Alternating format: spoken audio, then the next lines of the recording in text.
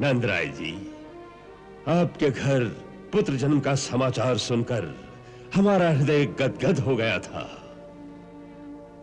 नंदराय जी, बालक का जन्म कब हुआ था? अष्टमी की रात को। उतना तुमने हमें अपना भाई स्वीकार किया है। आज हमें तुम्हारी सहायता की आवश्यकता है। आप आज्ञा दें, पूतना अपने प्राण देकर भी भाई की सेवा करेगी। तो इसी समय गोकुल में जाओ और वहां नंद के घर में एक नवजात बालक है। आकाशवाणी के अनुसार जिसने मेरा काल होना है, ये वही बालक है। स्वागत है। आसन पर विराजिए। मेरे तपस्वी पति की सहायता और कृपा से मुझे 2 सिद्धियां प्राप्त हैं। इनमें से एक तो ये है कि मेरा आशीर्वाद कभी निष्फल नहीं हो सकता। उनमें से दूसरी ये है कि मेरे स्तनों से निरंतर अमृत रस झरता रहता है, जिसके पीने से तेरा पुत्र अमर हो जाएगा।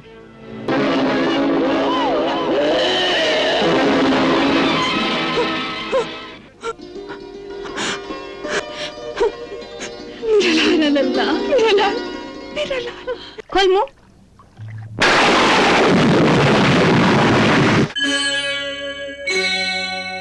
हम बहुत प्रसन्न हुए और आपकी भेंट स्वीकार करते हैं। नंदराय जी, आपके घर पुत्र जन्म का समाचार सुनकर हमारा हृदय गदगद हो गया था। आपको हमारी ओर से बधाई है। इस अनुकंपा के लिए हम आपके आभारी हैं महाराज।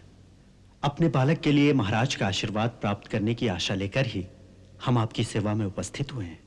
अवश्य अवश्य, ब्रजराज के उत्तराधिकारी को हमारा आशीर्वाद अवश्य प्राप्त होगा। वैसे भी नंदराय जी के लिए हमारे मन में बड़ा मान है। आप हमारे बहनोई कुमार वसुदेव के रिश्ते में भाई होते हैं। अतः इसी कारण भी हम आपको अपना बड़ा भाई ही मानते हैं। महाराज का हृदय कितना विशाल है। आज आपने अपने सेवक का मान बढ़ा दिया। नहीं नंदराय जी, नहीं। हम अपने सामंतों को सेवक नहीं, अपना साथी समझते हैं। मथुरा के दरबार में सभी गोकुलवासियों को बड़े आदर से देखा जाता है। आप लोग तो हमारे राज्य की समृद्धि के प्रतीक हैं। नंदराय जी, आपके घर पुत्र जन्म का समाचार सुनकर हमारा हृदय गदगद हो गया था। नंदराय जी, बालक का जन्म कब हुआ था? अष्टमी की रात को।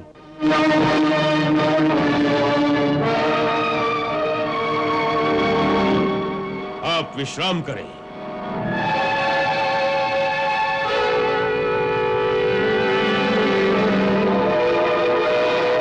चाणूर, तुमने एक बात पर ध्यान दिया? इस बात पर महाराज? नंद के घर में यह पुत्र उसी रात को हुआ जिस रात कारागार में देवकी के गर्भ से एक कन्या ने जन्म लिया था। वो रात बड़े महत्व की रात है। जिस नंद के यहां संतान होने की कोई आशा ही नहीं थी, उसी रात को उस नंद के घर में एक पुत्र का जन्म होता है। और उसी रात को देवकी की गोद में जो कन्या मिलती है वो मानवी नहीं थी। हाथ से छूटते ही उसने अपना असली रूप धारण किया और उसने भी यही कहा कि तुझे मारने वाला जन्म ले चुका है। चाणूर, हमें पूरा विश्वास है कि वही बालक है जिसने देवकी के अष्टम गर्भ से जन्म लिया। कारागार से निकलकर किस प्रकार वहां पहुंचा, किसने द्रोह किया, इसका पता लगाना चाहिए चाणूर। अब इस बात का पता लगाना असंभव है महाराज। क्यों? क्योंकि उस रात बंदीगृह में जितने प्रहरी थे जो इस प्रकार द्रोह कर सकते थे, उन सबको आपकी आज्ञा से हाथी के पैरों तले मरवा दिया गया है। अब उस रात की कहानी सुनाने वाला कोई जीवित नहीं है। वो जीवित नहीं रहे, किंतु वो बालक हमारा काल जीवित रह गया। चाणूर, तुम और किसी बालक की ओर ध्यान ही मत दो। यही जिसे लोग नंद का पुत्र समझते हैं, ये वही है जिसकी हमें प्रतीक्षा थी। और इस बात का मुझे पूरा विश्वास है। महाराज, यदि यह सत्य है कि यह देवकी की 8वीं संतान है, तो फिर चिंता किस बात की? अब उस अकेले बालक से निपटना कोई बड़ी बात नहीं। आप हम में से जिसे आज्ञा देंगे, ये काम वही कर देगा। नहीं चाणूर, नहीं। तुम में से कोई भी वहां गया तो गोकुल वालों को सशंकित कर सकता है। हमारे विचार में तो इस समय केवल एक ही है जिसके द्वारा यह कार्य आसानी से हो सकता है। कौन? पूतना। हाँ, पूतना, बकासुर की बहन पूतना। महर्षि दुर्वासा की कृपा से वो बहुत सी मायावी विद्याएं जानती है। वो इच्छाधारी है, आकाश मार्ग से जा सकती है, मनवांछित कोई भी रूप धारण कर सकती है। गोकुल में उसे कोई भी नहीं पहचानेगा। बकासुर, तुम आज ही जाकर पूतना को हमारे पास आने के लिए कहो। तुम्हारे साथ हमारे युद्ध में उसने हमें अपना भाई बनाकर तुम्हारी प्राण रक्षा की थी। उस रिश्ते को निभाने का समय आ गया है। उसे कहो तुम्हारे भाई को तुम्हारी आवश्यकता आ पड़ी है, और उसे कुछ मत कहना। हमारे पास आने पर हम उसे समझाएंगे कि इस बालक का नाश कैसे करना होगा। जाओ।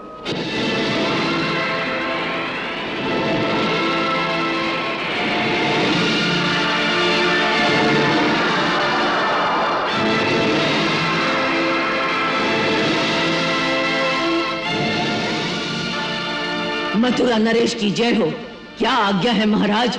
पूतना,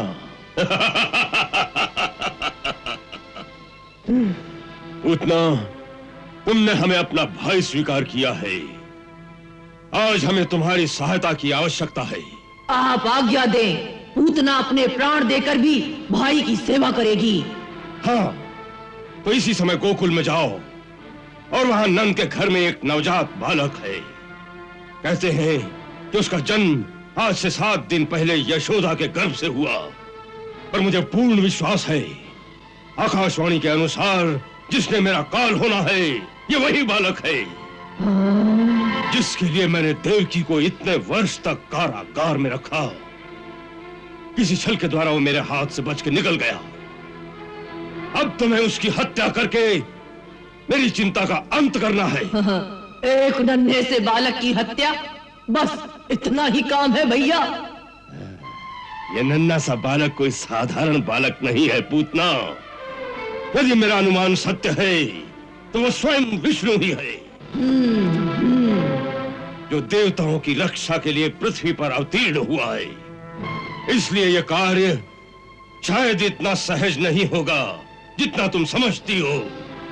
हाँ, विष्णु बहुत छलिया है, इसलिए तुम्हें बहुत सतर्क होकर वहां जाना चाहिए।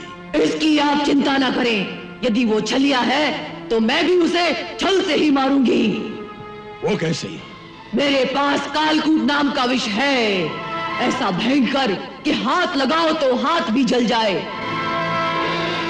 वही कालकूट विष अपने स्तनों पर लगाकर मैं उनके घर जाऊंगी। एक धाय की भांति से बच्चे को दूध पिलाऊंगी। 2 घूंट पीते ही उसकी समस्त नाड़ियां विष की भयंकर ज्वाला से फट जाएंगी। उत्तम, अति उत्तम। पूतना, तुम अभी जाओ, क्योंकि नंद ग्रह में इस समय स्त्रियां ही स्त्रियां होंगी। पुरुष तो गोधूली के समय ही घरों में आएंगे। अच्छी बात है, मुझे आज्ञा दीजिए। जाओ और विजयी होकर आना।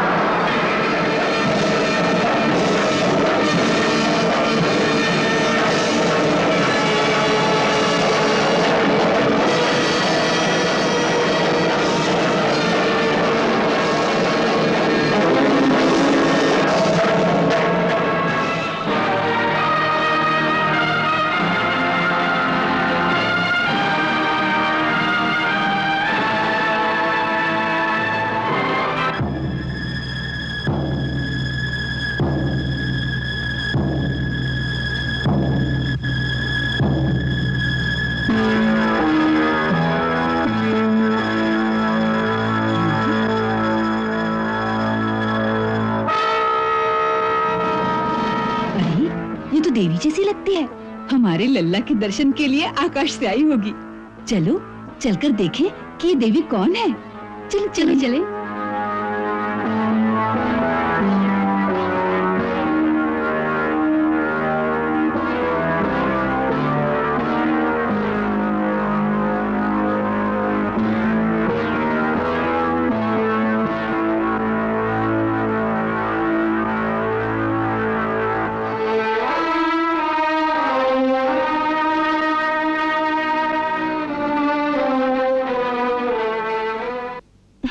देवी, आप कौन हैं? कहां से पधारी हैं? और यहाँ आने का क्या प्रयोजन है? मैं आपकी क्या सेवा कर सकती हूँ?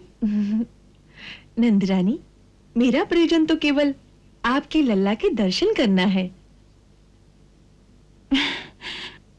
मैं मथुरा की रहने वाली हूँ। मेरे पति एक श्रेष्ठ विद्वान और परम सिद्ध ब्राह्मण हैं। उन्होंने दिव्य दृष्टि से देखकर मुझे ये बतलाया कि नंद राय के घर में एक महान आत्मा ने पुत्र के रूप में जन्म लिया है, जिसका दर्शन बड़ा ही मंगलकारी है। इसीलिए मैं तेरे द्वार पर आई हूं। स्वागत है। आसन पर विराजिए। धन्यवाद।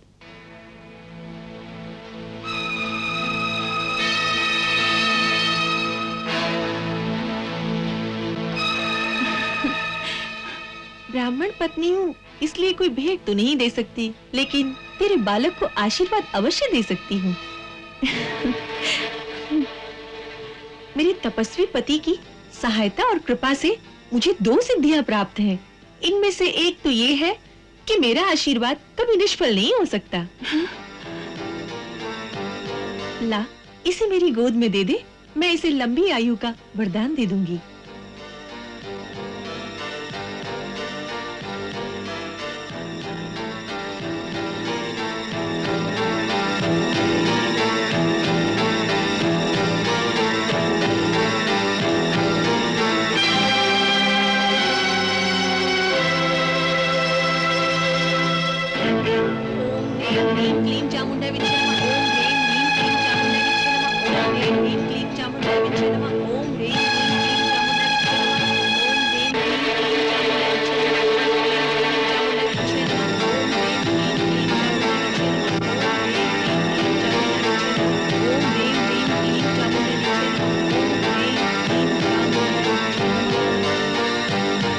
ब्रिजरानी, तुम्हारा ये बालक कोई सामान्य बालक नहीं है।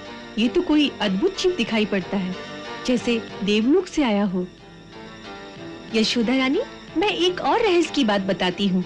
मैंने कहा था ना कि मुझे 2 सिद्धियां प्राप्त है। उनमें से दूसरी ये है कि मेरे स्तनों से निरंतर अमृत रस झरता रहता है, जिसके पीने से तेरा पुत्र अमर हो जाएगा। अतः मैं इसकी धाय बनकर इसे अपना दूध पिला देती हूँ।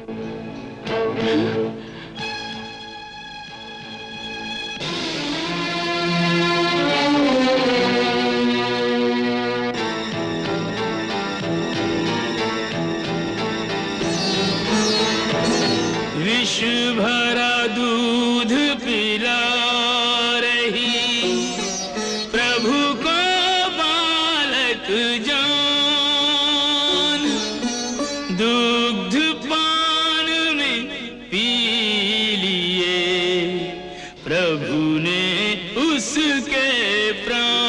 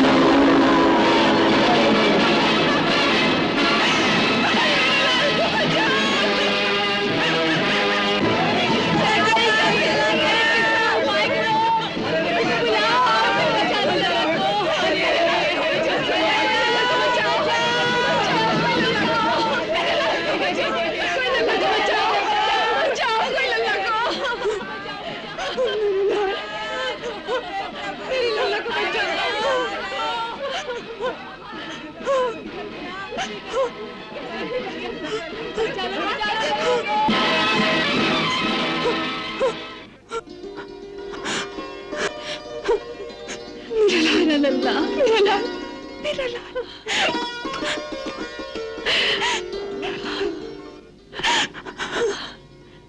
मेरा लाल, मेरा लाल, मेरा लाल, मेरा लाल। सब ठीक हो गया यशोदा, सब ठीक हो गया।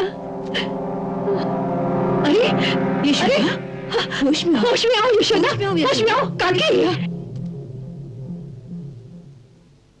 यशोदा, यशोदा, उठो, तुम्हारा पुत्र बुला रहा है। बेटी, उठो बेटी। देखो, तुम्हारा पुत्र तुम्हें बुला रहा है। यशोदा, देखो, तुम्हारा लल्ला बुला रहा है। उठो यशोदा।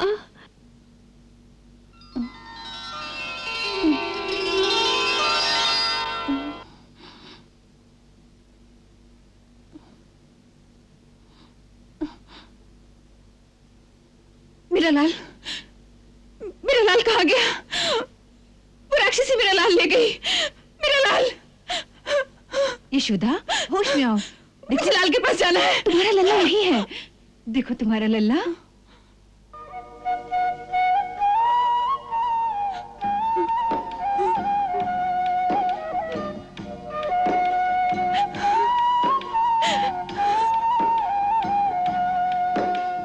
मेरा लाल, मेरा लाल।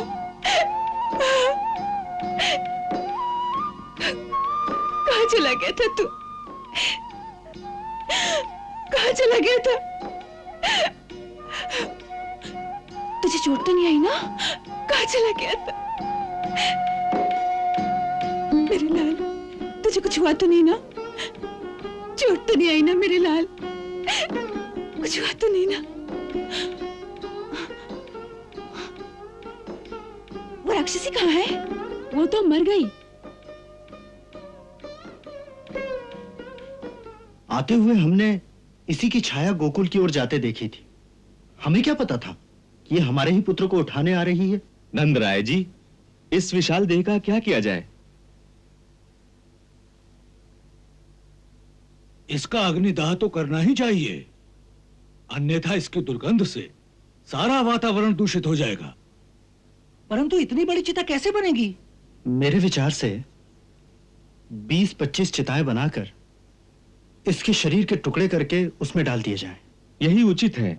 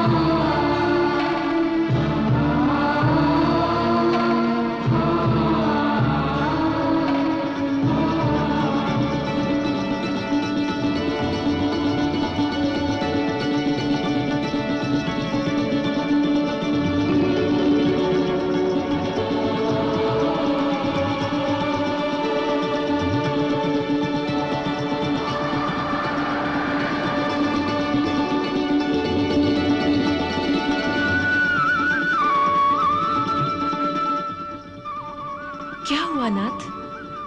माता आ रही है, उनका स्वागत करना है। माता? हाँ, पूतना माता।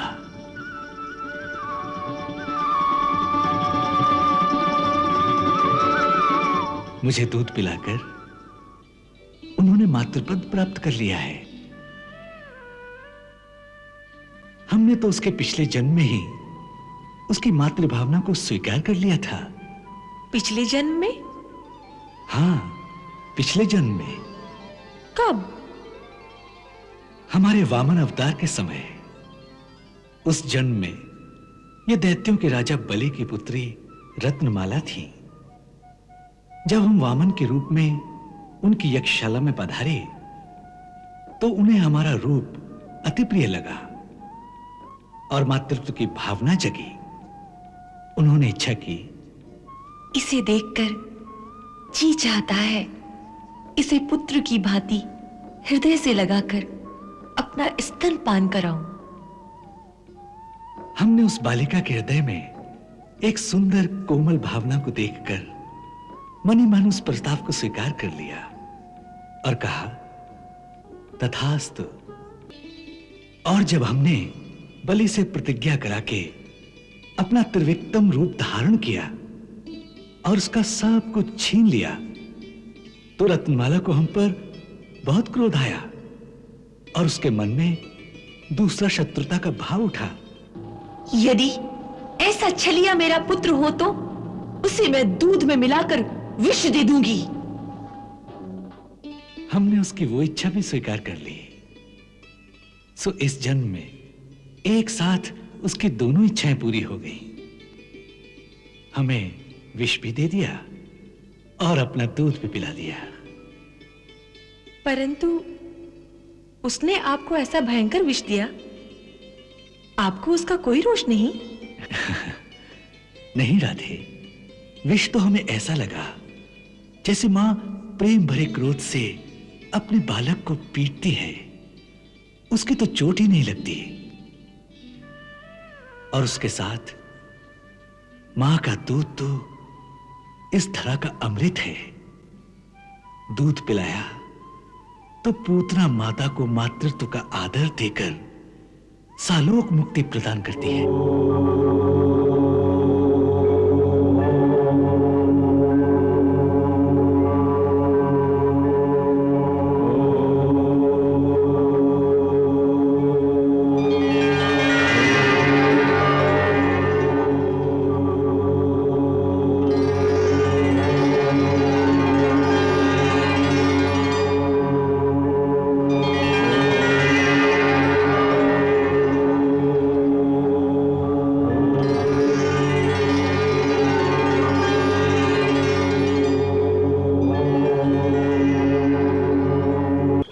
के साथ आया है घाट पर, है ना लल्ला? स्नान करेगा? नहीं, पानी ठंडा ठंडा है ना, स्नान नहीं करते।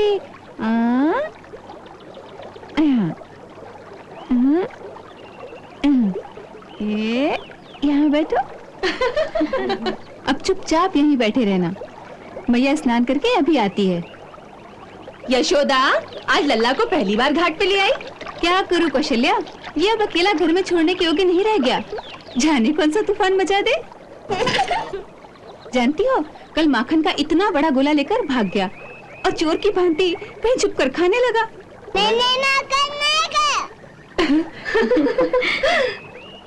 हाँ हाँ हाँ, तूने माखन नहीं खाया, मैं ही झूठ बोलती हूँ। सुना, इसने माखन नहीं खाया। चुट्टा कहीं का। अरे गोकुल का ग्वाला है, माखन मिश्री नहीं खाएगा तो और क्या खाएगा? पर कितना माखन खाएगा? कल इतना बड़ा माखन का गोला खाने जा रहा था, मैं न रोकती तो अपच हो जाता। देख कान्हा, तू चुपचाप यहाँ बैठना, मैया स्नान करके जल्दी ही वापस आती है। अच्छा?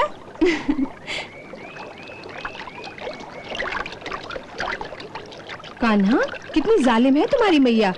पहली बार लाई है घाट पर तुझे और बंदी बनाकर बिठा दिया है। मेरी ऐसी मैया होती तो मैं रोज मटकी फोड़ती। अरे, इसे ऐसी सीख मत दे। तू इस नटखट को नहीं जानती, वो प्रतिदिन एक मटकी फोड़ सकता है। हाँ। तो क्या हुआ, लाडला पुत्र जो है रोज एक मटकी फोड़ेगा तो नंद बाबा की कोई हानि नहीं होने वाली। फोड़ेगा ना लल्ला? तू माँ की मटकी अवश्य फोड़ना, फोड़ेगा ना? अरे देख, कह रहा है फोड़ूंगा। मैं इसे तुम्हारे ही घर भेज देती हूँ मटकियाँ फोड़ने के लिए। भेज देना, तेरे लल्ला के हाथों से मैं तो एक तो क्या 100 मटकियां वार कर दूंगी। पर फिर लल्ला भी मेरी ही घर रहेगा, तनिक सोच लो। ना बहना ना, ये सौदा मुझे स्वीकार नहीं। 100 मटकियों के लिए मैं अपना लाल थोड़ी दे सकती हूँ।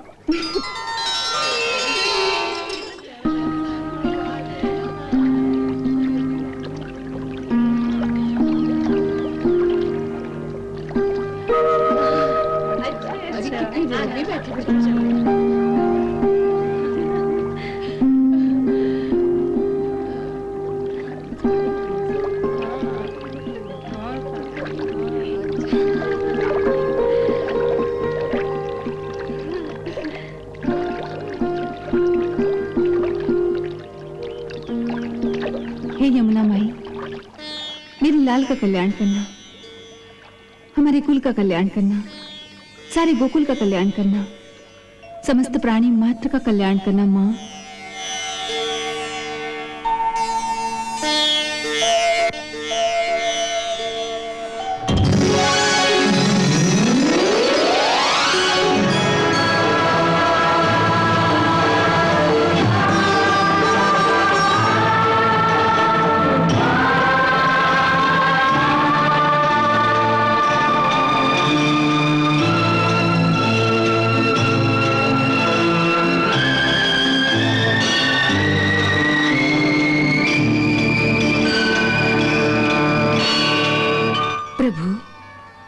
अपनी दासी पृथ्वी का प्रणाम स्वीकार करें।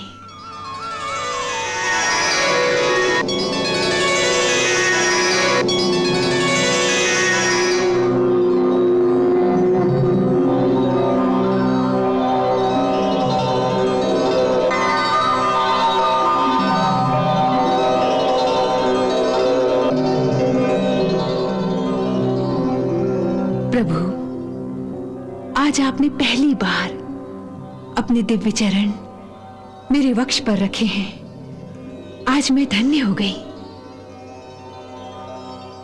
आज तक आप पालने में या माता की गोद में अथवा अपने महल में ही घूमते रहे हैं। मेरे वक्ष को तो आज पहली बार इन चरण कमलों का स्पर्श प्राप्त हुआ है।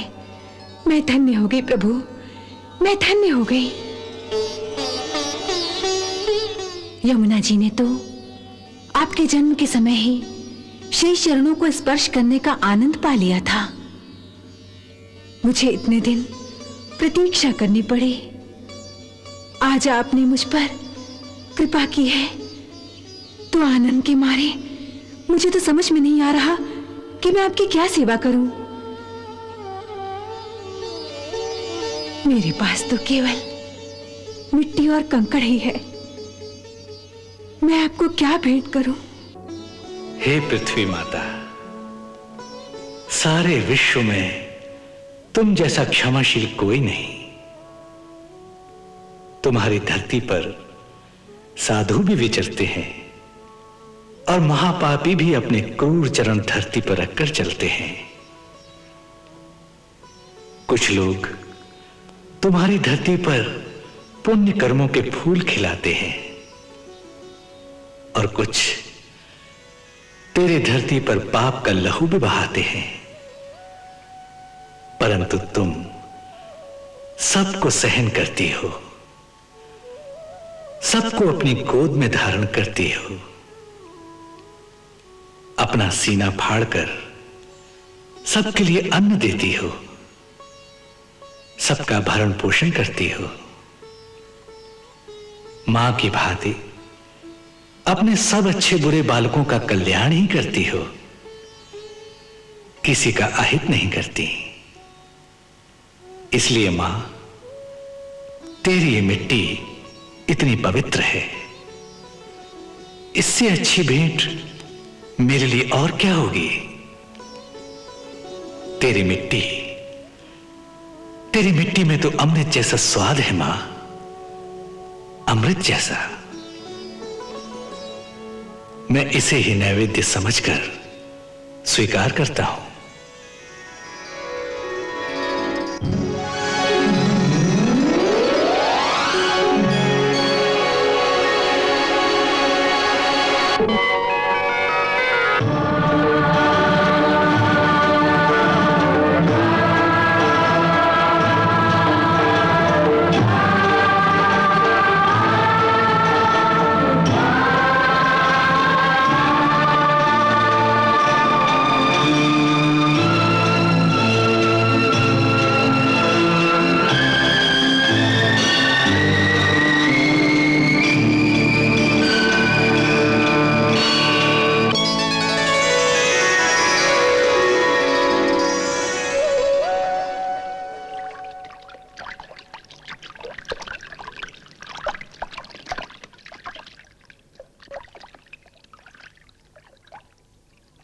हाय हाय, कान्हा तो मिट्टी खा रहा है। यशोदा, यशोदा, तेरा लाला मिट्टी खा रहा है। हाय दया।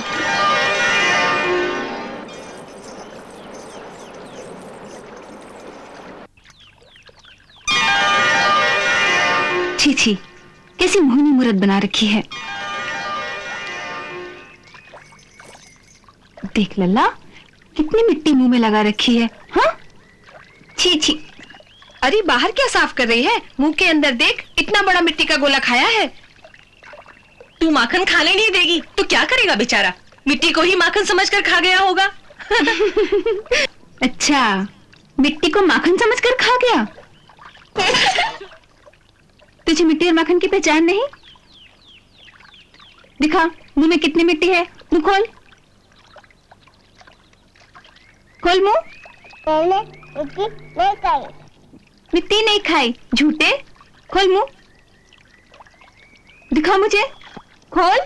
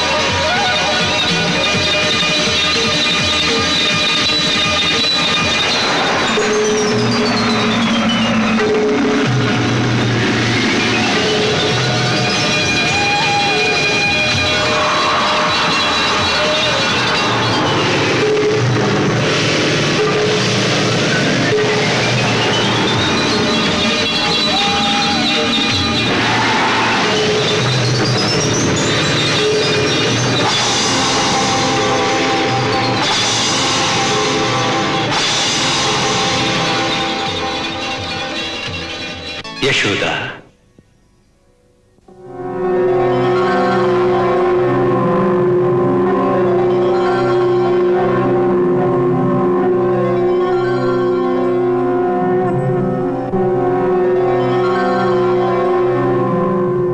यशोदा, माया के आवरण से बाहर निकलो और अपने आत्म रूप में स्थित होकर हमारी ये अद्भुत चमत्कारी लीला देखो।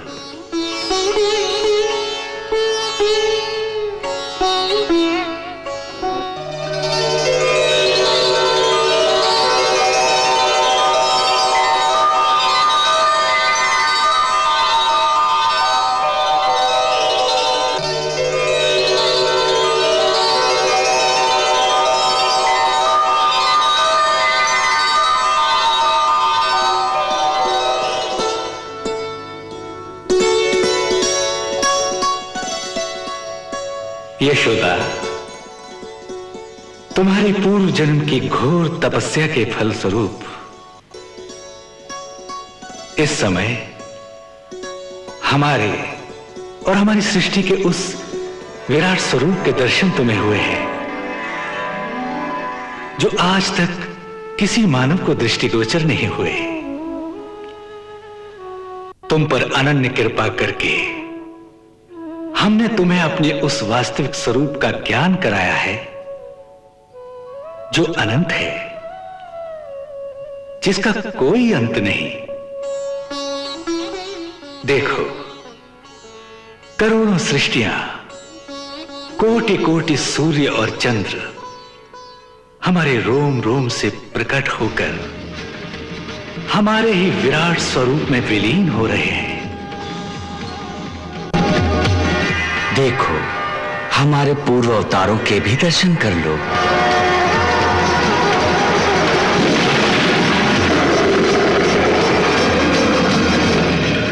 ये दर्शन केवल भक्ति के द्वारा ही प्राप्त हो सकते हैं, ज्ञान के द्वारा नहीं। यही सच्चा ज्ञान है कि हम ज्ञान की सीमा से परे हैं। देखो, हमारी अपरंपार लीला।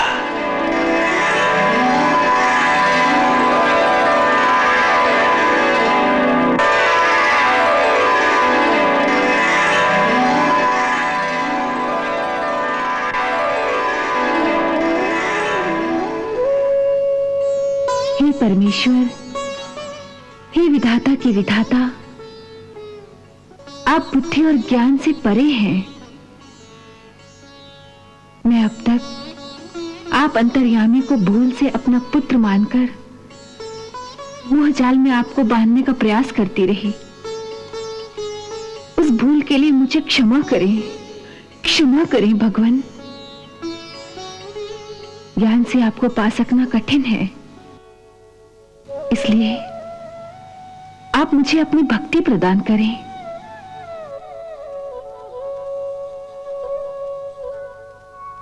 तथास्तु। हे देवी, तुम अपनी मातृभाव की भक्ति से ही अंत में हमें प्राप्त कर लोगी।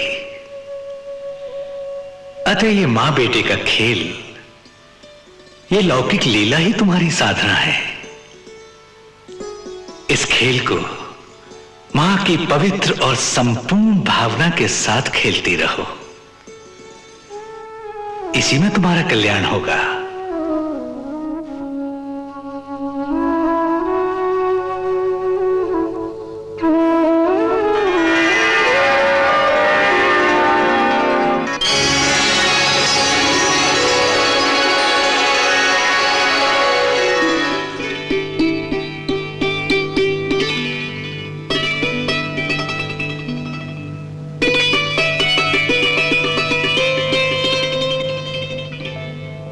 यशोदा, प्रभु की असीम कृपा के कारण तुम्हें जो दिव्य ब्रह्म ज्ञान प्राप्त हुआ है, उस पर अब मैं अपनी माया का पर्दा डालने जा रही हूं। वो परम ज्ञान अब तुम्हारे शेष जीवन में तुम्हारी आत्मा की गहराई में सुषुप्त अवस्था में स्थिर रहेगा। वो प्रकट नहीं होगा, क्योंकि अब प्रभु की बाल लीला का भौतिक आनंद भक्तों को देने के लिए मैं अपनी माया का पर्दा उस पर डाल दूंगी, जिससे तुम्हें उसकी प्रकट स्मृति ना रहे। अब फिर से तुम्हें वही ममता रूपी मोह प्राप्त हो जाएगा, क्योंकि पूर्व जन्म में तुमने प्रभु से इसी मोहमयी ममता का वरदान मांगा था।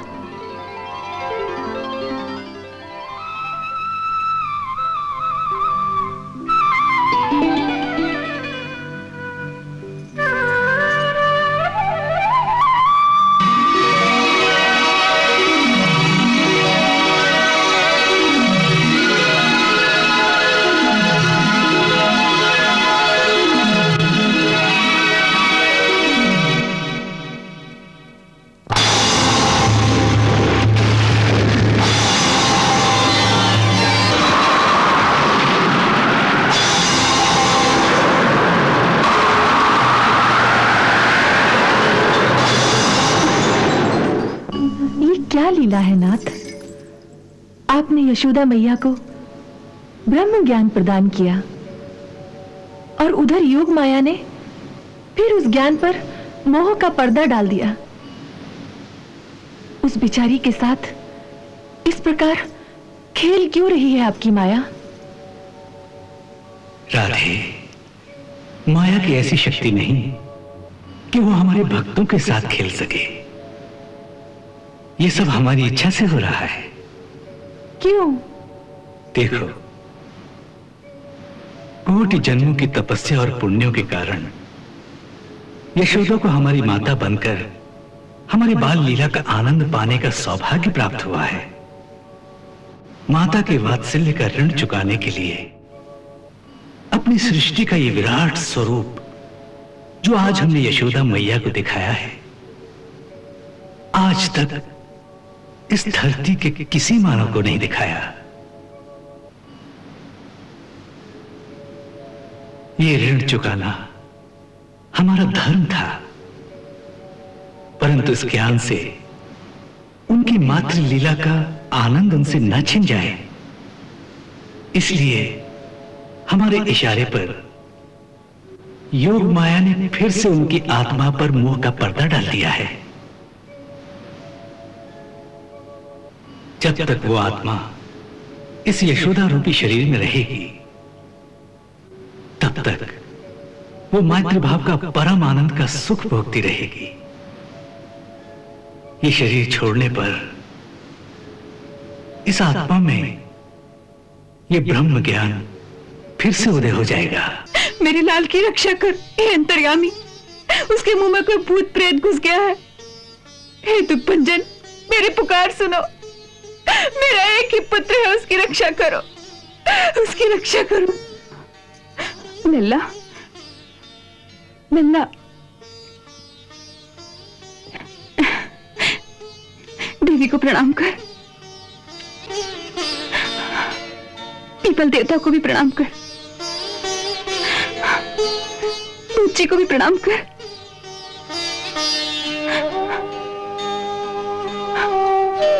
अब आप सब लोग इसकी रक्षा करना, इसकी रक्षा करना।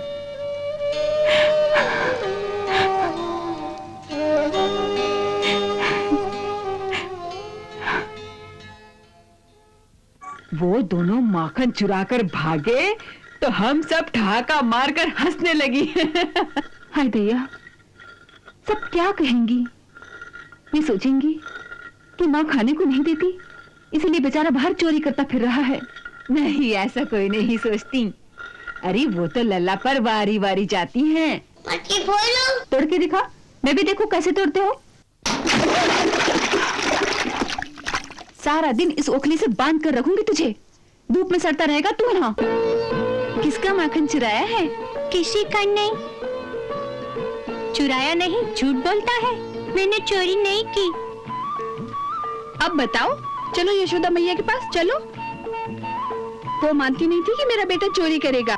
नहीं नहीं, मैया से मत कहना, वो फिर मुझे ओखल से बांध देगी। यही कहेंगी, परंतु तुम्हें इसका मोल देना पड़ेगा। हाँ, ले लो, मेरे कंगन ले लो। कंगन नहीं लेंगी। फिर क्या लोगी? बताएं, हम तो चुम्बन लेंगे। सबके सामने? हाँ हाँ, सबके सामने। सबके सामने लाज आती है।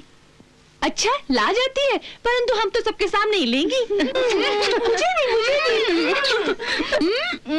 निर्लज्ज, बेशरम, पहले माखन चुराता था, अब वस्त्र भी चुराने लगा। दे दो हमारे वस्त्र वापस, नहीं तो यशोदा मैया से कहकर ऐसी पिटाई लगवाएंगी कि जीवन भर याद रखोगे। ये बात है तो जाओ, कर दो शिकायत।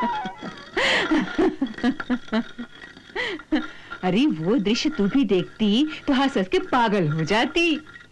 वो दोनों समझ रहे थे कि कोई नहीं देख रहा। उधर चारों ओर से हम सबकी आंखें इन्हीं पर लगी हुई थी।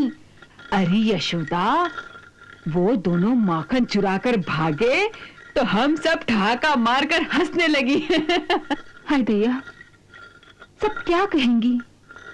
ये सोचेंगी कि माँ खाने को नहीं देती, इसीलिए बेचारा बाहर चोरी करता फिर रहा है। नहीं, ऐसा कोई नहीं सोचती। अरे वो तो लल्ला पर वारी वारी जाती हैं। जाने तेरे लल्ला के पास क्या मोहिनी है, सबको मोह लेता है। कोई बुरा नहीं मानती, लेकिन कब तक बुरा नहीं मानेगी काकी? एक दिन वो सब उसे चोर कहेंगी, चोर। और जैसे घर आने दो, मैं उसे डांटूंगी। हाँ देख यशोदा, यदि कान्हा को तू डांटेगी ना तो मैं नंदराज जी से कहकर तुझे डांट पड़वाऊंगी। हाँ, अभी तो बजाती हूँ, फिर कभी ऐसी बात मत करना। हाँ, समझी?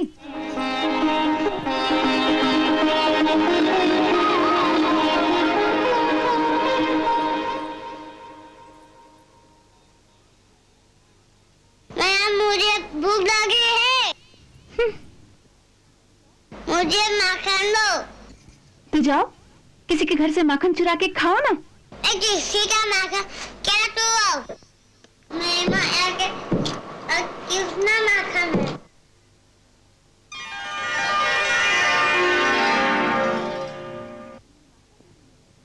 पर तुम्हें माखन नहीं मिलेगा।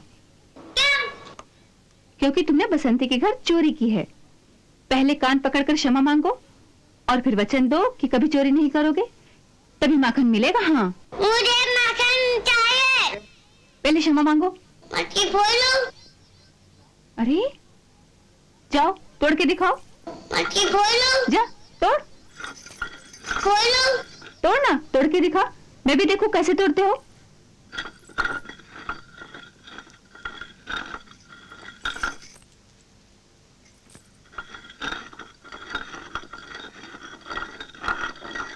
मटकी फोड़ो। तोड़ दे। मटकी फोड़ो। तोड़ के दिखा ना।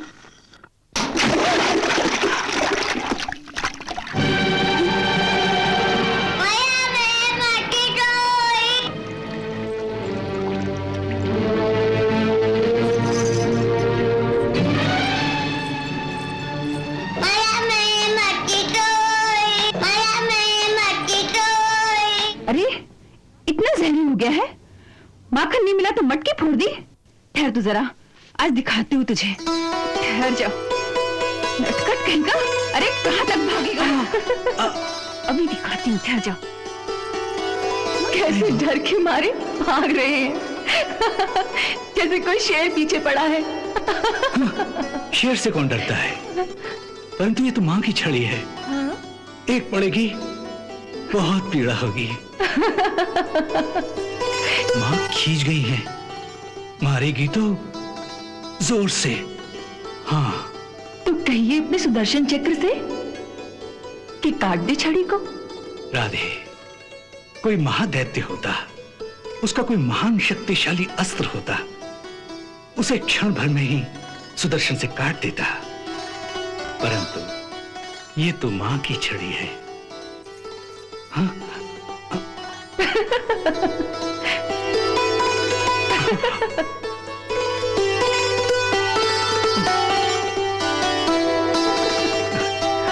इस समय भागना ही बुद्धिमानी है। मां थोड़ा थक जाएगी, क्रोध भी कम हो जाएगा, मार भी कम पड़ेगी।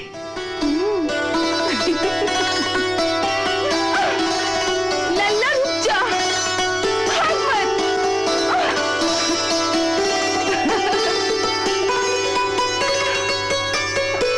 कहाँ तक भागेगा? हाँ, ठहर तू जरा। आज तुझे मजा न चखाया तो मेरा नाम यशोदा नहीं। इधर आ, सारा दिन इस ओखली से बांध कर रखूंगी तुझे। धूप में सड़ता रहेगा तू यहाँ, फिर देखती तू कैसे सब कुछ करता है।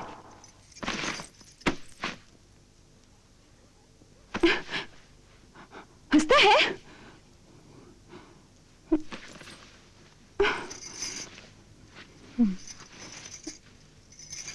ले,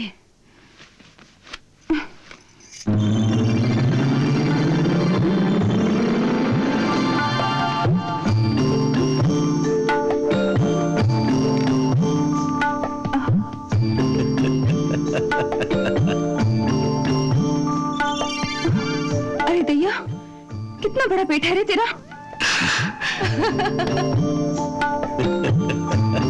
ठहर, मैं तुझे इससे लंबी रस्सी से बांधती हूँ।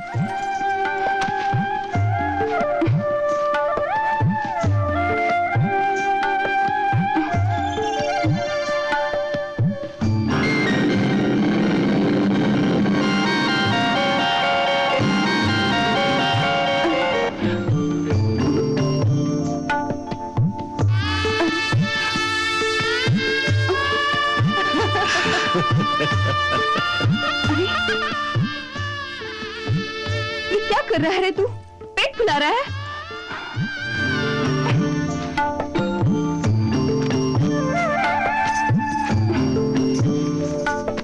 अब देखो कैसे पूरी नहीं आती।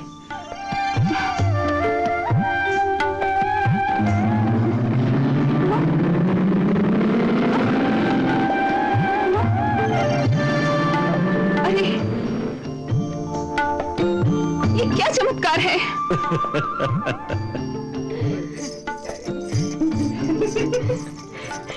अरे यशोदा, यमुना घाट नहीं चलना है क्या?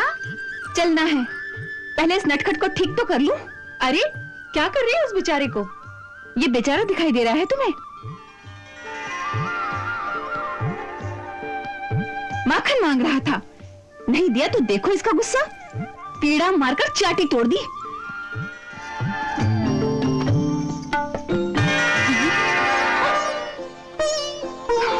अरे भैया, ये क्या हो रहा है? ये क्या चमत्कार है? कैसा चमत्कार? कितनी ही लंबी रस्सी बांधती हूँ और हर बार वो 2 अंगुल छोटी रह जाती है। मैया, ये 2 अंगुल की कमी मनुष्य के पराक्रम से कभी पूरी नहीं हो सकती।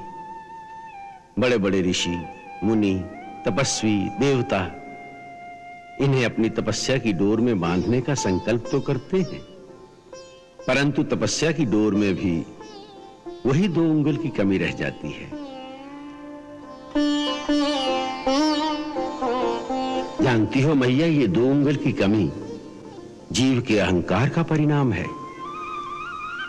वो चाहे भक्त हो या ज्ञानी, परंतु वो भक्ति या तपस्या का अहंकार उसके साथ ही रहता है, और वही अहंकार आत्मा और परमात्मा के बीच 2 अंगुल का फासला बनाए रखता है। अब देखूं कैसे पूरी नहीं आती।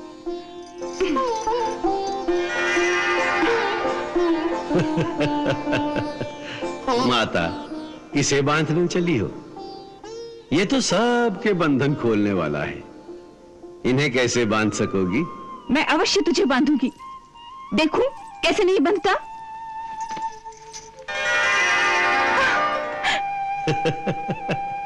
मैया, प्रभु को बांधने का एक ही सरल उपाय है।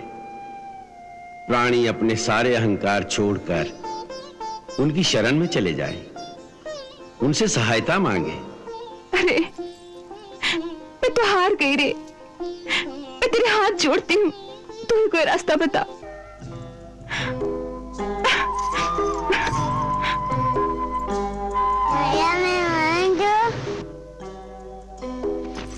ले बांध।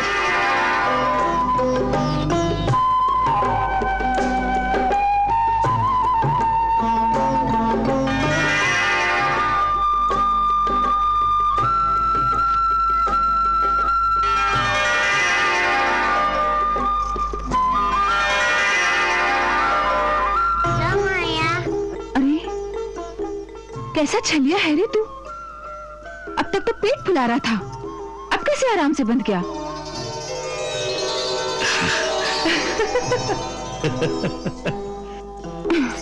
बस अब इस ओखल से बांधकर पूरा दिन धूप में पड़ा रहने दूंगी।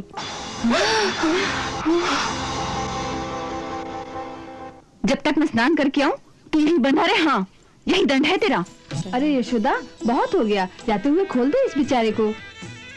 नहीं सुभद्रा, इसने मुझे बहुत सताया है, इसे दंड मिलेगा तभी सुधरेगा ये।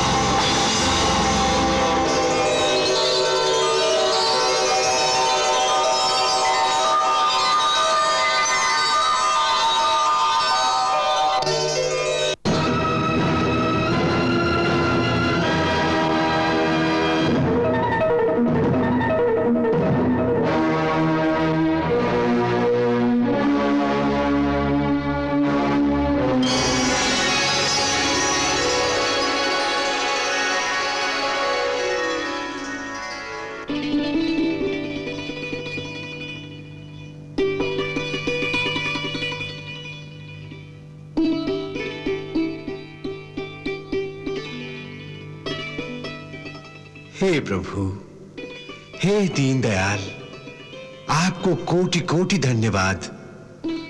आज आपकी कृपा से हमारा उद्धार हो गया है। हे जगदीश्वर, हे सच्चिदानंद स्वरूप प्रभु, हम दोनों देवताओं के कोषाध्यक्ष यक्षराज कुबेर के पुत्र हैं। नंद कुबेर और मणिग्रीव हमारे नाम हैं।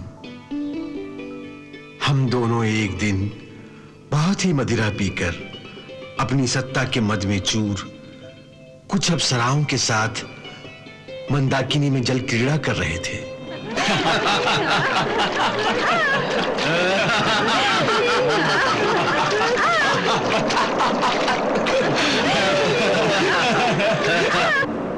उसी समय महर्षि नारद भगवान नर नारायण के आश्रम की ओर जाते हुए उस ओर से गुजर रहे थे। नारायण नारायण श्रीमन नारायण नारायण नारायण नारायण नारायण श्रीमन नारायण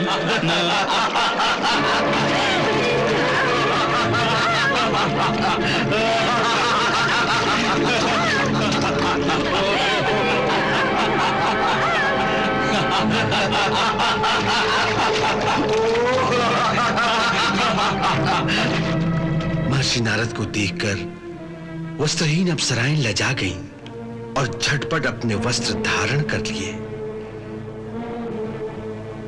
परंतु हम दोनों को अपने पिता की सत्ता और धन के मद ने ऐसा अंधा कर दिया था कि महर्षि नारद का तिरस्कार करके हम उसी नग्न अवस्था में रहे।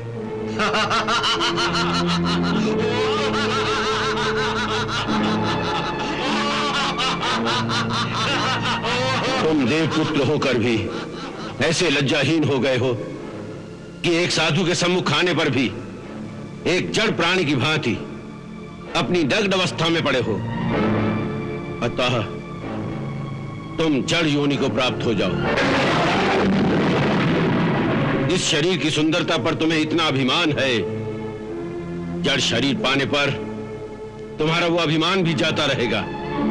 वृक्ष योनि में जाने पर भी मेरी कृपा से तुम्हें भगवान की स्मृति बनी रहेगी, जिससे तुम्हें यह ज्ञान प्राप्त होगा कि धन एक नश्वर वस्तु है, उसका अहंकार वृथा है। तो वृक्ष योनि में रहकर धूल, कंकड़, वर्षा, गर्मी, सर्दी आदि के प्रहार अपने नंगे शरीर पर सहते सहते जब तुम्हारा धन और सत्ता का नशा चूर चूर हो जाएगा, तब देवताओं के 100 वर्ष बीतने पर स्वयं भगवान श्री कृष्ण के हाथों तुम्हारी मुक्ति होगी।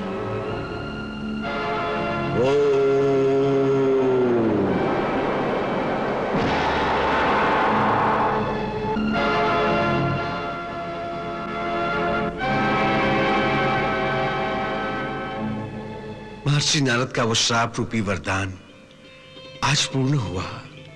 हे प्रभु, आज आपके दर्शन मात्र से हमारी तपस्या सफल हुई। हे कुबेर पुत्रो, अब तुम लोग मेरे परायण होकर अपने लोक को जाओ। तुम्हें संसार चक्र से छुड़ाने वाली मेरी अनन्य भक्ति प्राप्त हो गई है।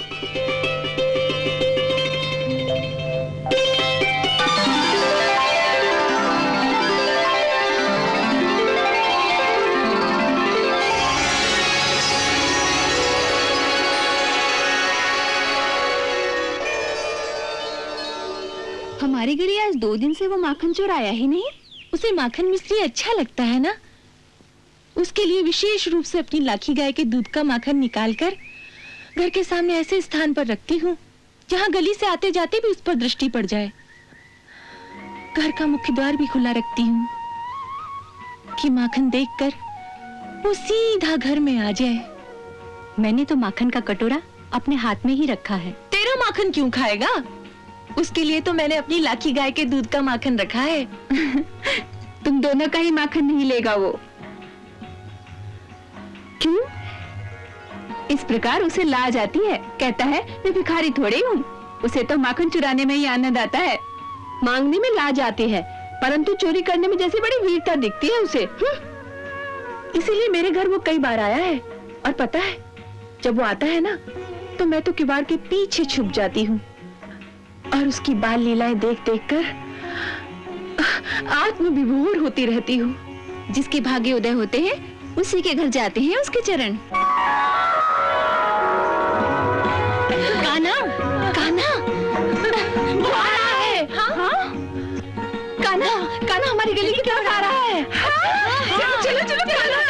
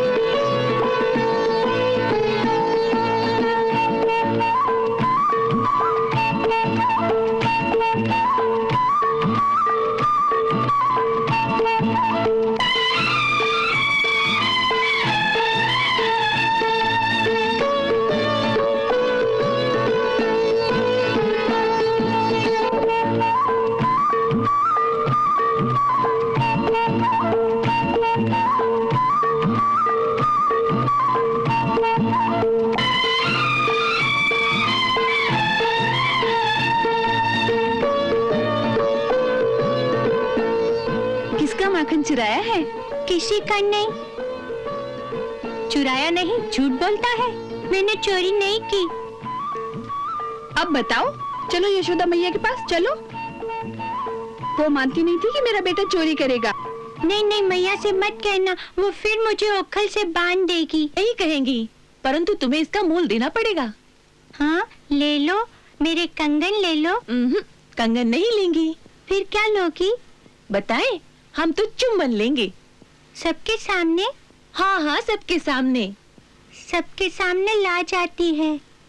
अच्छा, लाज आती है, परंतु हम तो सबके सामने ही लेंगी। मुझे नहीं। तुम सबने मिलकर मुझसे धोखा किया है। धोखा तो तुमने किया है।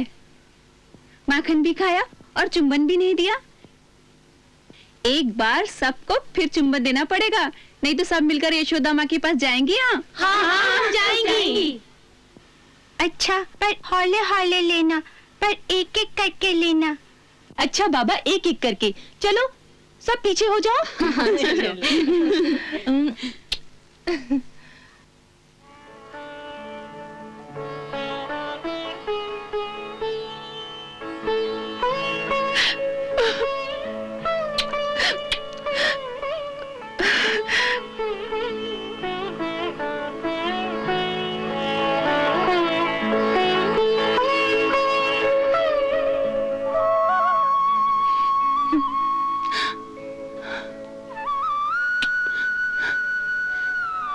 तू यशोदा के घर क्यों जन्मा रे? मेरा पुत्र क्यों नहीं हुआ?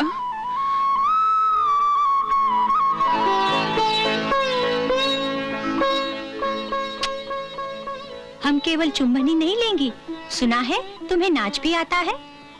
हाँ, तो नाच कर दिखाओ। इसके पश्चात जाने दोगी?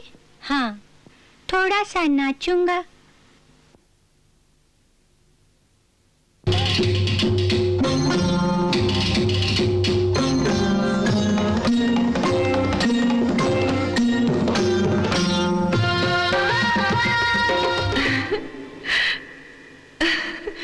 कैसे मोह जाल में फंसा लिया है सबको। राधे, ये मोह जाल नहीं है, ये इन सबकी पिछले जन्मों की कामना है जिसे मैं पूरा कर रहा हूं। मैं समझी नहीं। देखो राधे, ये सब जो ग्वालिने हैं, ये अपने पिछले जन्मों में बड़े बड़े योगी, सिद्ध और तपस्वी थे, जिन्होंने जन्म जन्मांतर घोर तपस्या करके हमारे साथ ममता का रिश्ता मांगा था।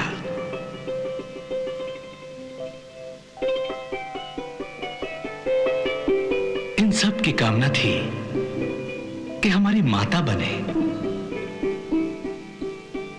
अब तुम ही बताओ राधे, एक जन्म में कितनी माओं को संभालूं? पहले से ही 2 माताओं में बटा हुआ हूं। सो हमारे प्रति इनकी ममता और स्नेह की प्यास बुझाने के लिए योग माया ने इन्हें ग्वालिनों के रूप में गोकुल भेजकर इनकी अंतरंग इच्छा पूर्ण कर दी है।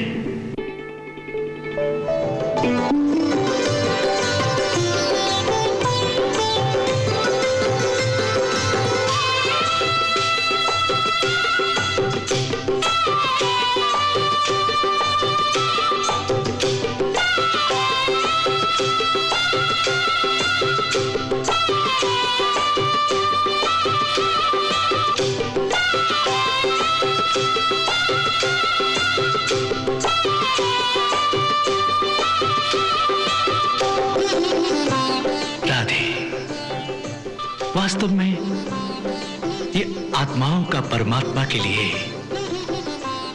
मिलन नृत्य है।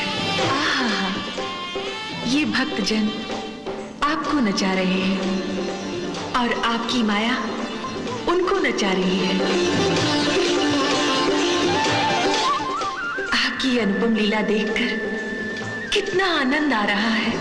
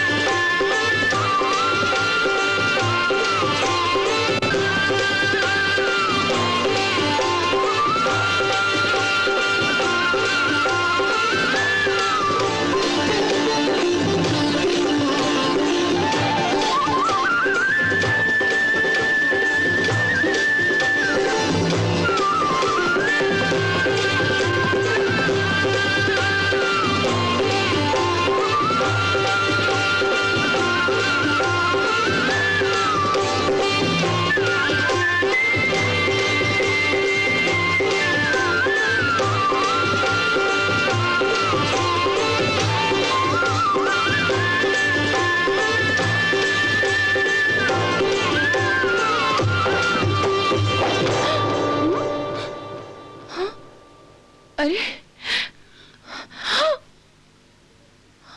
हाय भगवान, कैसा छलिया है, कैसे धोखा देकर भाग गया। मेरा तो सारा माखन ही खा गया। मेरी तो घर में पिटाई होगी। तो क्या हुआ, जो सुख आज इन नयनों को मिला है, जो सुख आज इन अधरों को मिला है, क्या उसका मोल कुछ भी नहीं? मुझे तो किसी के क्रोध करने की चिंता ही नहीं है। उसके सानिध्य से जो अनकहा सा आनंद मुझे मिला है, उससे तो जैसे कई जन्मों की प्यास मिट गई है। आज तो मैं यशोदा के पास जाकर उतना ही माखन लेकर आऊंगी जितना कि वो चोर चुरा कर ले गया है। हाँ हाँ चलो, यशोदा से हमें शिकायत करनी ही चाहिए। उससे क्या लाभ होगा? वो क्या किसी की मानती है? वो तो हमेशा यही कहती है कि ये सब सुनी सुनाई बातें हैं। भला मेरे पुत्र को क्या कमी है जो किसी के घर चोरी करेगा? हाँ, किसी दिन रंगे हाथों पकड़ कर लाओगे तो मानूंगी। यशोदा मैया से शिकायत कर दी। ये तो सरासर छल है, धोखा है। हाँ, धोखा है। हमें इसका बदला उनसे लेना चाहिए। अवश्य लेना चाहिए। बदला कैसे लेंगे? हम उनकी शिकायत करेंगे। हाँ, शिकायत करेंगे। पर किस बात की शिकायत? उन्होंने हमारा क्या चुराया है? हाँ, क्या चुराया है? उन्होंने हमारा कुछ नहीं चुराया। तो क्या हुआ? हम कुछ और करेंगे। हम खिड़की से पत्थर मारकर उनकी मटकियां फोड़ देंगे। हाँ, हम मटकियां फोड़ देंगे। हाँ, हम उनकी मटकियां फोड़ देंगे। फोड़ देंगे, फोड़ देंगे।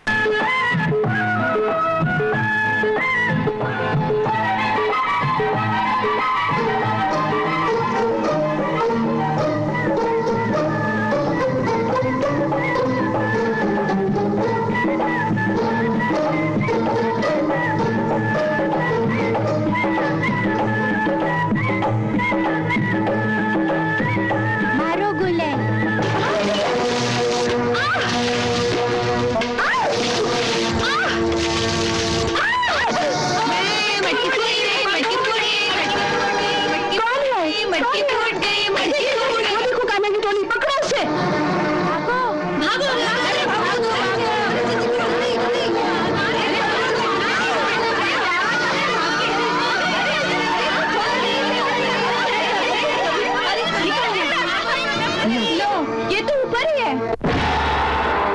अब आए हो काबू में? चलो उतरो नीचे।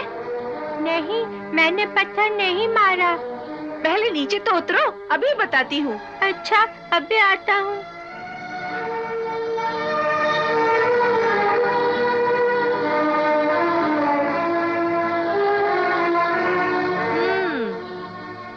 ये सारा मक्खन जो उसने धरती पे गिरा दिया है, ये सब इसके मुंह पे मल दो। हाँ, ये ठीक है। पहले तो केवल मक्खन चुराता था, अब मटकियां भी फोड़ने लगा। ठहरो, अरे लगाने तो दो, इसके हाथ बांधो।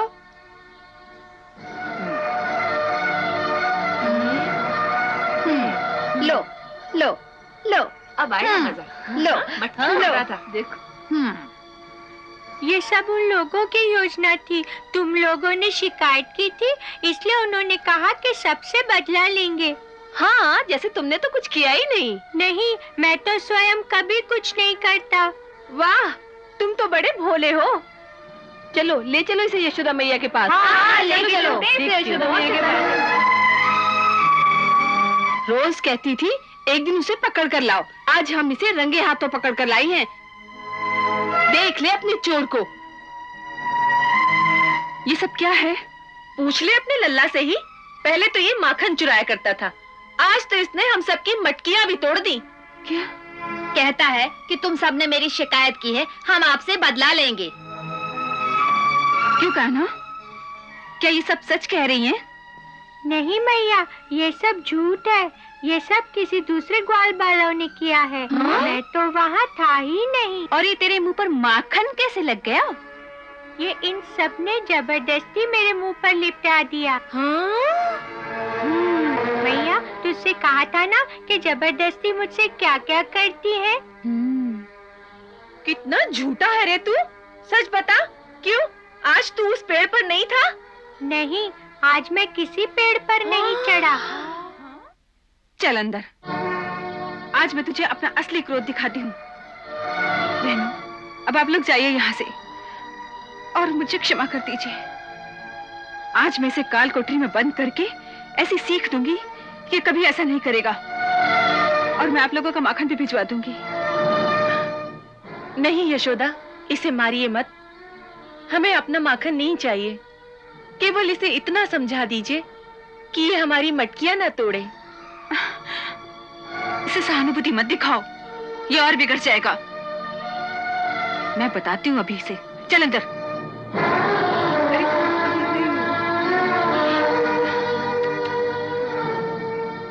उसकी शिकायत करके क्या पा लिया हमने? पाया तो कुछ नहीं, कुछ खो दिया है। ये सारी करतूत तुम्हारी है कलावती। ना तू हमें यशोदा जी के पास जाने को उकसाती, ना हम शिकायत करती, ना इतना बड़ा कांड होता। ऐसी माखन जैसी कोमल देह पर छड़ियों से मारा होगा, ये सोचकर मेरा तो हिया कांपने लगता है। उसी पाप का तो फल है कि अब हम उसे देखने से भी वंचित हो गए हैं। देखा, एक तुम्हारे कारण हम सब के सब उसके दर्शन से भी वंचित हो गई हैं। ऊपर से तुम कहती हो कि उससे प्रेम करती हो। तुम कुछ भी कहो वसुंधरा, मैं फिर वही कहूंगी कि मैं तुम सबसे अधिक प्रेम करती हूँ उस नटखट से, परंतु मेरी चाल अलग है। प्यार की कला भी युद्ध की कला की भांति होती है, जिसमें प्रतिद्वंदी पर आक्रमण करना आवश्यक होता है। बड़े दांव पेच होते हैं इस प्रेम युद्ध में भी। इसलिए मैं कहती हूँ वो आएगा, अवश्य आएगा। क्यों आएगा? हमने आक्रमण जो किया है उस पर, उसका बदला लेने। मुझे पूर्ण विश्वास है अपनी चाल पर। फिर उसने ये भी कहा कि युद्ध के बाद जो संधि होती है वो पक्की होती है, क्योंकि दोनों को एक दूसरे की ताकत का पूरा अनुभव हो जाता है। इसका अर्थ यह है कि वो संधि करने के लिए तैयार हैं। उनकी बातों से तो ऐसा ही लगता था कि हमारे सेनापति से मिले बिना तो उन्हें चैन ही नहीं आता, और हमें भी तो कई दिनों से माखन खाने को नहीं मिला। फिर तो कन्हैया हमें समझौता कर ही लेना चाहिए। बहुत अच्छी बात है, बहुत दिनों से हमें भी माखन खाने को नहीं मिला। हमारी सेना का मनोबल टूटता दिखाई दे रहा है। अर्थात? अरे माखन के लोभ में तुम सब लोग ये भी भूल गए कि उन्होंने इस बात का वचन नहीं दिया था कि वो फिर कभी हमारी शिकायत नहीं करेंगी। बोल मनसुखा बोल, उनमें से किसी एक ने भी कहा कि वे फिर हमारी शिकायत नहीं करेंगी, और जो पहली शिकायत की वो उसके लिए क्षमा मांगने का निश्चय किया उन्होंने? नहीं, ऐसी तो कोई बात नहीं हुई। तो इसका अर्थ है अभी समझौते का ठीक समय नहीं आया।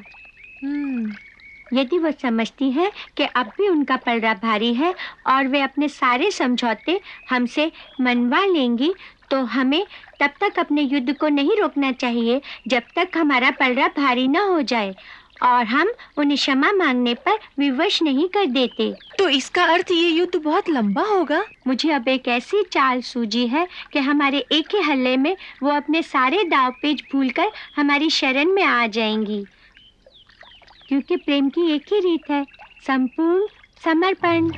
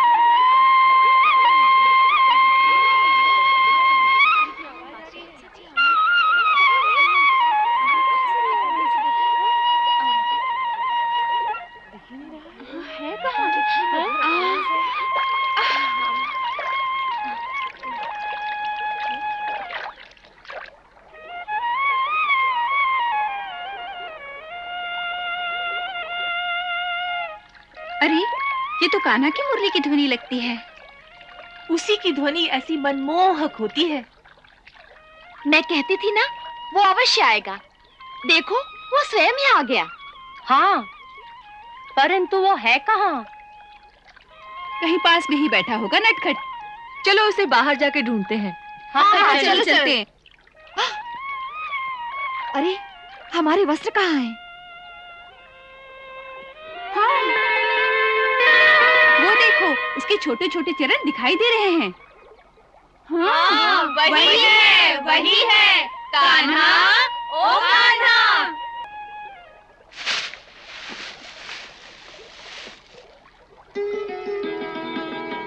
तू यहाँ क्या कर रहा है रे? मैं अपनी मुरली बजा रहा हूँ, पर तुम लोग यहाँ क्या कर रही हो? हम स्नान कर रहे हैं। अच्छी बात है, करो। कन्हैया, हम नदी से बाहर आना चाहती हैं। तो आ जाओ। परंतु हमारे पास वस्त्र नहीं है। तो तुम वस्त्रहीन होकर नहा रही हो? हाँ। छी छी छी, तुम्हें पता नहीं नदी में वस्त्रहीन होकर नहाना पाप है। इससे नदी की देवी का निरादर होता है। भूल हो गई, पर अब हमारी सहायता करो। हमारे वस्त्र कोई ले गया है। तनिक पेड़ के नीचे आकर देखो तो हमारे वस्त्र कौन ले गया है। मैं क्यों जाकर देखूं? मुझे तो अपनी मुरली बजाने में आनंद आ रहा है। तुम स्वयं ही जाकर देख लो। परंतु इस अवस्था में हम जल से बाहर कैसे निकले हैं? जिस प्रकार जल के अंदर गई थी, उस समय तो यहाँ कोई नहीं था। कोई नहीं था? क्यों झूठ बोलती हो? सच्ची कहती हूँ, कोई नहीं था। अरे भगवान जी तो थे। भगवान जी? हाँ, भगवान जी। सुना नहीं, भगवान जी तो सब जगह होते हैं। सो भगवान जी के सामने निवस्त्र क्यों हो गई? लज्जा नहीं आई? भूल हो गई लल्ला, हम फिर ऐसा नहीं करेंगे। अब हमें और मत सताओ। हमारे शरीर ठंड के मारे कांप रहे हैं। हमारा इतना काम तो कर दो कि हमारे वस्त्र ढूंढ कर ले आओ। हम तुम्हारे हाथ जोड़ती हैं। अच्छी बात है, हम तुम्हारा ये काम कर देते हैं, परंतु हमारी एक शर्त है। शर्त? अरे वो देखो, मेरा वस्त्र उसी पेड़ पर है। तो हमारे वस्त्र तुम्हारे पास हैं? हाँ, यही मेरे पास है। धूर्त, तो तू ही हमारे कपड़े चुरा कर ऊपर ले गया था? मैंने चुराए नहीं, ये वस्त्र धरती पर पड़े थे। मैंने सोचा कोई चुरा ले जाएगा, इसलिए वस्त्र संभालकर पेड़ पर रख दिए। तुम कहती हो कि ये तुम्हारे हैं, तो तुम्हें दे देते हैं, परंतु हमारी एक शर्त है। हमें कोई शर्त वर्त नहीं सुननी। निर्लज्ज, बेशरम, पहले माखन चुराता था, अब वस्त्र भी चुराने लगा। दे दो हमारे वस्त्र वापस, नहीं तो यशोदा मैया से कहकर ऐसी पिटाई लगवाएंगी कि जीवन भर याद रखोगे। ये बात है तो जाओ कर दो शिकायत। अरे मनसुखा, तू तो कहता था कि ये बेचारियां समझौता करना चाहती है। देख रहे हो इनकी अकड़। अरे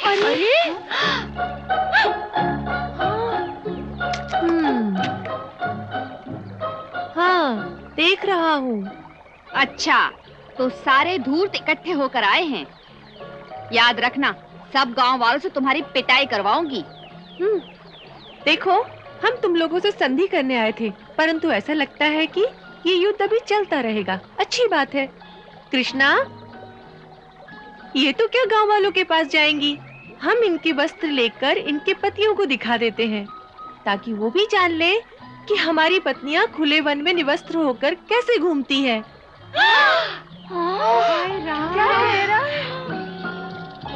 कृष्णा, हमें दे दे इनके वस्त्र, और तू भी नीचे आ जा, देख लेंगे। क्या कह रहा है ये तो सचमुच ले जा रहे हैं। अरे रुको इसे। अरे क्या किया जाए? अभी बाहर नहीं निकल सकते।